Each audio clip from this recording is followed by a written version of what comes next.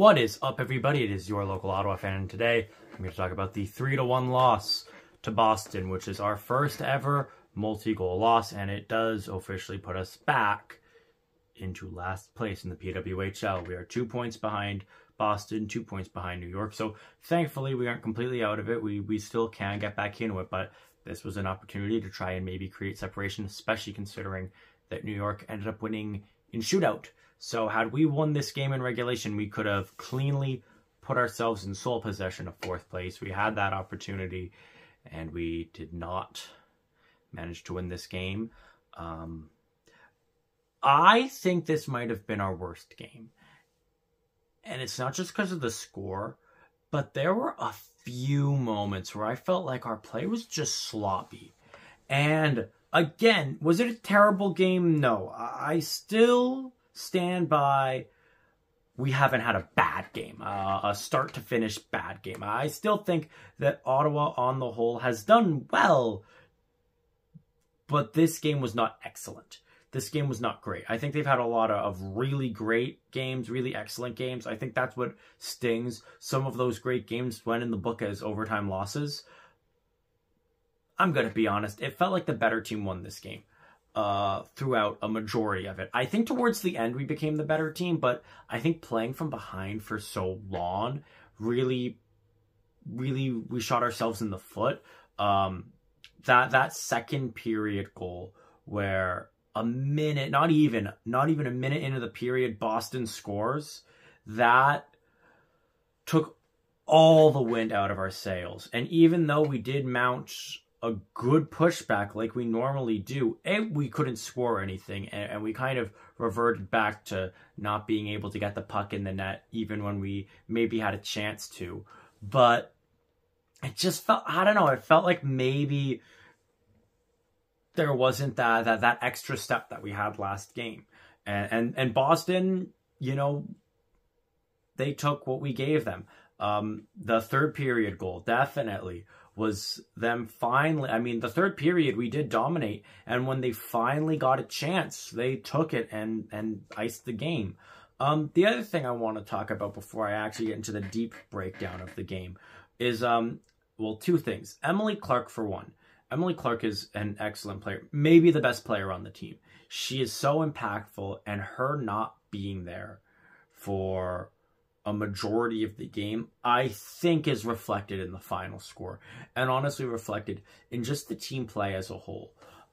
Emily Clark is a player where even if she's not scoring goals, getting assists, putting up points, her being there is an impact in and of itself. What she brings to the game and what she brings to the team sets up success. Even if she's not the one getting the assists, she's able to create such a good amount of momentum and so much energy. And not having her on the team, I think that did really affect the final result. I really hope that she is able to come back healthy, because not having her in the lineup, I really don't like our prospects if that's the case. Emily Clark is an impact player. And in general, this game was mean. It was aggressive, and this is both teams. A lot of action after the play. Lots of conversations and hits after the play. These teams are starting to not like each other. Even I, as an insanely biased fan, think that Harmon probably should have gotten 5 for that penalty in the third. I mean, that looked like a nasty hit from behind, and you hate to see anybody on any team go down with injury for any reason. I do think that the fact these teams have split, Boston won a game, we've won a game, Boston won a game. Obviously, I really hope that we win the next game because I'm an Ottawa fan, but also this is starting to really heat up. This might be one of the, and I say this after I think a lot of games, but now I'm starting to see which teams, you know, the players are taking exception to. I know as a fan, the teams that I don't like, but I'm starting to get the sense that Boston is one of the teams that today the players got into it. The players really got into it. And it'll be interesting to see if that is how things go moving forward. Now let's actually get into the game. Like I said, I think that the start to the first period was not great. I think that we had a slow start, and to anybody who watched the live stream, I think it's still up. And I'm going to try to do some more in the future. So don't forget to like, comment, and subscribe if you want to see more of these videos or more live streams, because I'm definitely trying different things. Right now the channel's young. I'm trying new things. And if you want like a really, really in-depth breakdown of me commenting on the game moment to moment as it happened, that's definitely available. But as I said in that video, I just felt like we came out slow. And I felt Boston controlled the play. And I think a big thing throughout all game, we struggled to get it out of our end a lot. There were a lot of times where we were just hemmed in our own end and we could not clear. And I think that Boston did an excellent job in the first period of controlling the game and controlling the play. And we get a penalty kill, and they have 5 shots. It is not that great penalty kill that, you know, I normally talk about. While, yes, we did kill the penalty, the momentum we gave them, it's monumental. It really swung everything in their favor. And I really do think that this, you know, was emblematic of how the game itself went. When we gave Boston something, they really took it. I mean, that 2 minutes, I was on, you know, the edge of my seat, but not in a good way. And oh my gosh, clenching everything. And we killed the penalty, and we almost got some momentum back. We get to their end. It looks like we might get some momentum, and then we give it away, and they go back the other way, and they score. And Boston takes a lead, 1-0 off of a Lauren Gabel goal. And this was key. Boston, when they had opportunities, they scored opportunities. I can't tell you how many times I've said this word this season. You can't give your opponents good opportunities, and you've got to make good use of the opportunities you get. And I feel like this game, that didn't happen. We had opportunities to score. I think we had many opportunities to not just score 1 goal, but to score 2, 3. This easily could have been an overtime game. Honestly, it could have been a 3-2 win for us if we tightened up our game.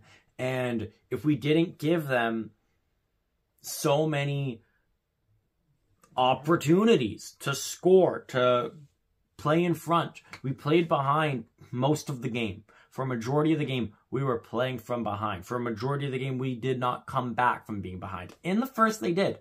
They did have a pushback. The second half of the first period was decent. And actually, we had 2 power plays in the first period.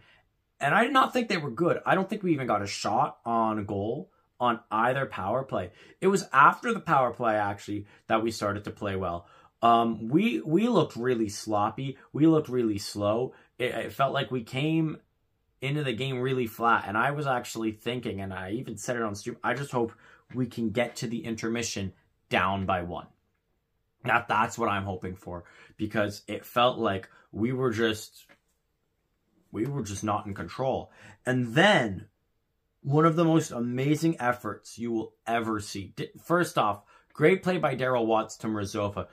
She makes a great play, takes a shot, gets her own rebound. Cannot emphasize that enough. Her own rebound, and knots up the game. 1 apiece, goal for Ottawa.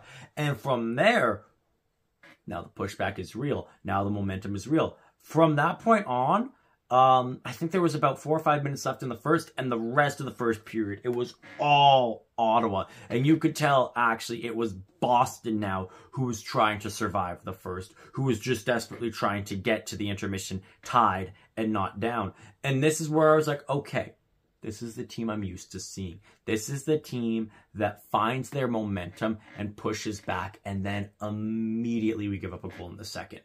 Just immediately, we give up a goal. I mean, Susan Tapani, a good goal, taps it in, 2-1. And it was a decent second. We get a lot of chances. Our power play looked a lot better in the second period. We got actual momentum shots on the power play. That's kind of important. As I said, Boston had a power play that generated 5 shots. And even though that power play didn't score, it generated enough momentum. And personally, I think it tired out our team, and I think it tired out our goaltender. And from that point on, you know, they were able to get that goal. And by getting scored on immediately in the second, even though we had a lot of pushback, with every shot, it was like, clean that up, get that rebound. We've got to start doing that. If we're going to give them these opportunities, if we're going to take a penalty and then have a really bad penalty kill, if we're going to get scored on immediately in the second period, we need to offset that by having clutch offense. We didn't. We really didn't today. Our offense was, in my opinion, the very opposite of clutch. We had a few chances. I will say it's not as bad as some other games. There have been some games where, like, I want to pull my hair out because we had so many opportunities in front of the net and we just don't score. But this game, you know, we did have a few opportunities, but it wasn't like, oh my gosh, how did we not get that? You know, maybe once or twice, but not, you know, enough that I was just stunned. We had good sustained momentum through the second, but we didn't make use of that, and we didn't take that and score. And it felt like we were the better team in the second. Doesn't matter. We got scored on. They didn't allow a single thing. Their goaltender was really, really solid. We actually, throughout most of the game, it looked like, you know, well, Boston's controlling play, Boston's outshooting us. By the end of the game, we outshot them. We had more shots, scored one. We scored one. This was not Maschmeyer's best game, but again, I don't want to say it was a bad game, and it's definitely not her fault. When your team scores one goal, like what can you do? We can't tell Maschmeyer, oh yeah, no, you just need to get a shutout every single night and we'll win the championship. You know, you can't expect that from your goaltender. Even a goaltender who honestly could do that. You know, there's a certain other team that I can think of where their goaltenders couldn't provide that. Honestly, Maschmeyer is somebody who might be able to say, like, hey, look, we need a 925 average throughout the season if we want to make the playoffs. Maschmeyer is the kind of goaltender who genuinely has the capability to do that. But you shouldn't be at that point where that's the expectation or that's the requirement. It shouldn't be there. You should be able to give your goaltender some breathing room. You should give them some room for error. And I mean, most games we aren't able to crack 3 goals. Most games, 1 or 2 goals. We need to score. This is a league where, look, our defense and our goaltending is great. And I get it, like 3 goals to 1, it's a common score. You know what? It happens. We can't win every single game, but we have barely won any games. This is a league where you need to score goals. And this game, we really didn't do that. And in the third period, again, chances galore. The best chance, Akane Shiga gets a breakaway, and she cannot buy a goal. It's not even like she makes a bad play. It's not like she makes a weak shot or she doesn't test the goaltender. She makes a good move. You know, I would say that this is a move where if you do that on the shootout, there's a good chance that you would end up scoring. Like I said, their goaltender played great. But at the same time, it feels like every goaltender plays great every game against us. And our goaltender also plays great. Yet we let in a little bit more and we score a little bit less. And this game's emblematic of that. 1 goal. They scored 3. Their third goal came with very little time left in the third. About, I think, 6 or 7 minutes left in the third that they scored their third goal. You know, if we had another, well, if it was tied to a piece, that's a very different situation. And speaking of, first off, we do take a penalty with about half the period gone. And we were, again, looking like the better team in the third period. We are very lucky that that was not 5 minutes. It was a dangerous hit, and I didn't like it. Do I think Savannah Harmon was intending to injure? I don't think so. Does that make it less dangerous? No. It was still a dangerous hit. It was still a hit from behind. And I think that we are very lucky that that was 2 minutes and not a game misconduct. I really think that could have gone the other way. And it was a dangerous hit. And you hate to see that. You don't want to see that. And this, like I said, it was a very rough game. And some of the hits towards the end, you know, it was starting to get nasty out there. And I think Ottawa was starting to get desperate. The ensuing penalty kill was good, but you also are trailing by 1, and you have to kill a penalty with less than 10 to go in the third. You aren't putting yourself in a good position. And again, after this penalty, what happens? Not that long after, really not that long after. I'm talking maybe a minute or two. We give the puck. We get back to their end. A very similar situation. We get back to their end. Looks like we're going to generate momentum. Looks like we're going to get something. We give the puck away. It's a 2-on-1 back the other way. And they put it away.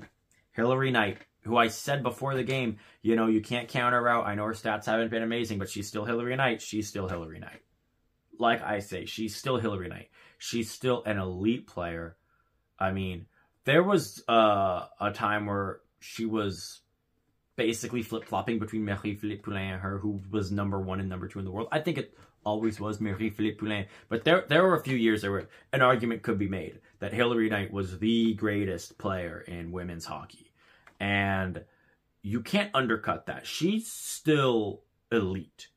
She still can lead a team to victory. And this is the kind of goal that just... I mean, when that goal was scored... I think everybody knew that the game was over. That, you know, we're going to watch the rest because you never know, miracles happen.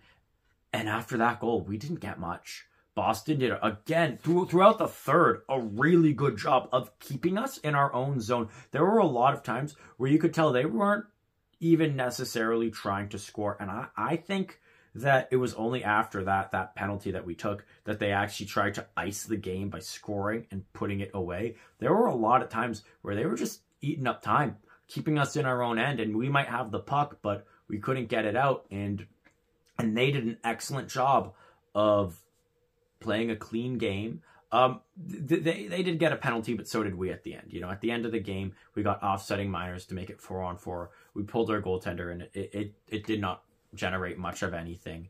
And like I said, Boston had a great job of just keeping us away and holding the fort. You know, like what we did last game. On the one hand, am I super mad about the result? I mean, yeah. But also, like, yeah, this is a game where even though we had more shots and I felt like, you know, there is an argument to be made that we were the better team, I do think that the better team of the game won. In the sense that Boston, when they had their chances, they scored. They knew what they needed to do. We did outshoot them in the end. At the same time, they were testing us a little less in the third period. You could kind of tell that they were trying to hold the fort and trying to just make sure that they could end the game, that they could ice the game. And the Hilary Knight goal really did that. After that, Boston did a good job of holding us off. My hats are off to them. They played a good game. But this was so important of a game. This was again, we have an opportunity to get some separation, and instead we're playing from behind again. Now we've played 11 games. I think every team but 1 or 2 have played 11 games now. Like, now we're basically at the same spot as everybody else, and we are behind everybody else. Now we need to start making up ground, and that's never a good place to be. You don't want to be playing from behind. You don't want to be, oh, well, you know, if we win a game and they lose a game, it should just be if we win a game, we're good. And we had that opportunity, and we botched it. And now it becomes important that, you know, we see Boston again, we see New York again, we win those games. It now becomes important that for the rest of the season, we are 1 game away from it being the midpoint of the season. 1 game away from playing exactly half of the games this season. We have 3 wins. 3. We are not a 500 team. And again, we could be. But when we get the opportunities, we don't take them. And this game, again, it's emblematic of, you could see another world where we won. You know, we outshot them. We did have a lot of chances. Again, that Akane Shiga breakaway really could have changed the flow of the game, changed the momentum of the game, and we just can't put it in. And we give them an opportunity. We give them a 2-on-1. It goes in.